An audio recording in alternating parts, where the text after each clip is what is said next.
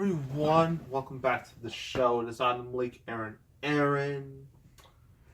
Some more crazy wrestling stuff's been going on. I don't think it's gonna get any. I don't know if it could get any more wild, but I mean, this is the show where Stephanie McMahon was undisputed champ. So,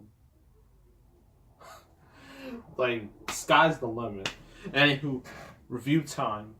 It is a movie that is seen as not very good by some people. And you may know what it is, mainly because of the new Netflix series based on it. It is Lemony Snicket, a series of unfortunate events starring Jim Carrey, the GOAT. If you don't know who Jim Carrey is, and well, I don't know how to describe it. He's done plenty of movies. He was very popular in the mid '90s. He did Ace Ventura, Dumb and Dumber. I believe, Ace Ventura, Dumb and Dumber, which then led to his Batman Returns, and Batman Forever gig as Riddler. And then he did a whole bunch of movies after that. His career has been kind of like this, sorta, not really. It's been kind of like that. It's been a little bit inconsistent. But this was like when he was like real popular. But his popularity didn't quite wane yet. So, if you don't know, this is based off a series of books, actually. A whole bunch of books, and in true Hollywood fashion, they thought they could squeeze a couple of these books into one movie, because that has never been a bad idea ever. Yeah. I mean, this same place that thought it'd be a good idea to turn the Hobbit book into three-hour movies. So yeah. Oh, wait a minute. Ooh! Look at the back. The back, there's a from Lemony Snicket himself. I highly doubt it's him. It's probably an imposter, but he left the viewer a note, letter on the back. So, dear viewer, that is me, and I presume all of you. If you enjoy movies with singing, rabbits, why rabbits? Could have been fish, or lions, or, I don't know, exploding spaceships. Why does he want exploding spaceships? Not all about that. What about superheroes? They're big. Or cheerleaders. That's how you know this movie is outdated. Ugh. I'm presuming he means the Bring It On series. Ugh, garbage. You are holding the wrong DVD entirely. So I guess I just bought the wrong movie. I reviewed the wrong movie, according to Lemony Snicket. But it's too late now. This movie is extremely alarming. An expression which here means a thrilling misadventure involving three ingenious orphans and a villainous actor named Count Olaf, not related to the Frozen character, or that infamous Frozen short, not that Olaf, this Olaf. Jim Carrey, being Jim Carrey, who wants their enormous fortune.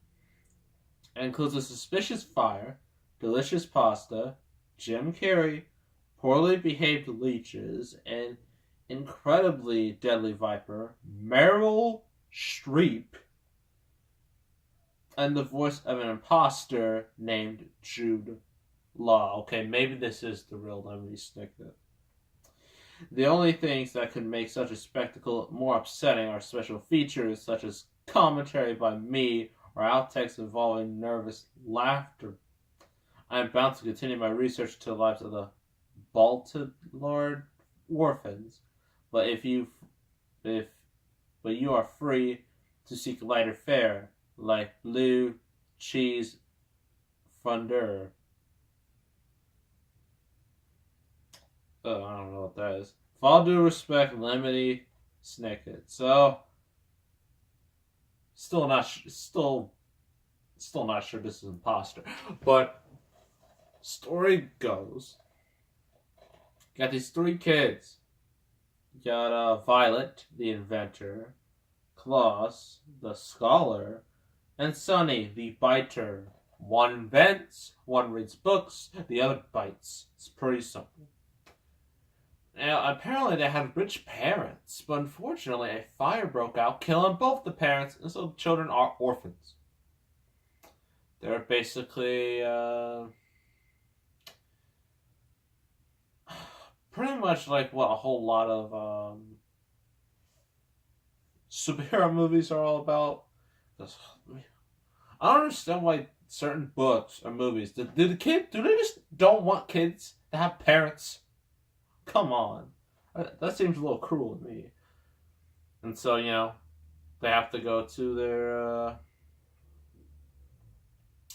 Count Olaf, who has to take them in, because somebody has to take them in. So it has to be Count Olaf. And the reason why he wants them, it's not because he loves them. It's ridiculous. No. He wants that money. He wants that green. He wants that fortune from their parents. And of course, in death, the money, parents tend to leave a will to, their offspring. That's how it usually goes. And so Count Olaf wants that will. They want that money. So he doesn't make life too great for these three. They have to clean and cook pasta without learning how to really cook pasta. Jim Carrey brings all of his friends. Because Count Olaf is an actor. And, yeah. Count Olaf, as I already said, is Jim Carrey playing Jim Carrey in a movie suited for Jim Carrey, basically. So more stuff happens. I guess you could say a series of unfortunate events. Oh, that was cringe. But one of the things that happens, he takes him, drives him out. He leaves the car on the train tracks, which is a horrible thing to do. Don't know why he would do that. And and the train's coming, but the kids escape barely. So basically, Count Olaf decided to put these kids in danger because he thought it would be fun. So he's clearly a psychopath. And does more stuff. We meet Meryl Streep, who's not trying to win an Oscar for the 500th time. She's always still in the spotlight. And he also had Jude Law as the voice of Lemony Snicket, which I think is pretty interesting. There's a lot of good. This movie has a stacked cast, honestly. This is from Nickelodeon movies. Some of their movies are great, like Good Burger and the SpongeBob movie and Nacho Libre. Not all their movies tend to have such A-list celebrities. So I'm surprised they signed on. So yeah, more stuff happens and blah blah blah. Not gonna spoil anything, and it ends.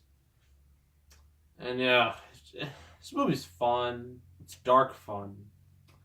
It's not 100% kid friendly, but it's enough, for your kid to be like, "Huh, that's funny," even though that's horrible. But yeah. So what do I think of this movie? I think this movie is a lot of fun. Just a lot of fun. A lot of I guess you could say dark comedy. You can say, Jim Carrey is phenomenal. This is the movie. This is the role he was born for. This role was made for Jim Carrey.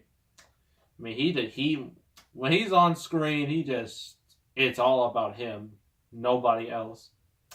The child actors, the kid actors, play the kids great, and not a whole lot of child actors. There are a lot of child actors today that are really, really good, but some are just not. So thankfully, this is the former, not the latter. So all three kids do a pretty good job. Everyone else does a really good job, and I think there might be something in here. Nope. Oh. Doesn't be like a manual or something. Give me something. Gosh. That's disappointing. Also, full screen. I don't know if you can see it, but it says full screen. Remember those? Back when full screen, widescreen were things. Yeah, this is long for Blu-ray and digital media, so yeah, I'm keeping physical media alive. I'm keeping it alive. And visuals are interesting. Has some nice makeup. Yeah, this is overall I say is a pretty good time watching this movie. So I'm gonna give it 8 out of 10 for Lemony Snicket's A Series of Unfortunate Events. And that is the review. Next review. Well, it's not a movie that was released in theaters. It's an animated movie. A DC animated movie. And similar to Superman Doomsday, it is well, this movie is more like what Batman v Superman should have been. That is, Batman: The Dark Knight Returns. And I got the deluxe edition. I didn't get part 1, part 2, because I was wasting too much money. I got the whole thing, an uncut 2-parter.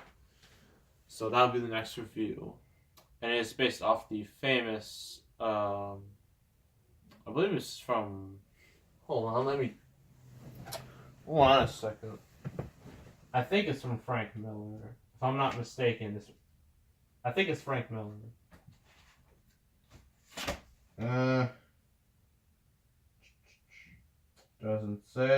Yeah, Frank Miller. He made this.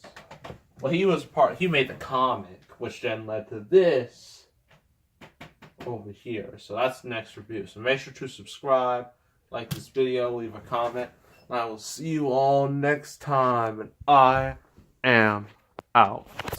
Oh, well. I dropped the camera. That's a great ending. Ugh. That's YouTube, people.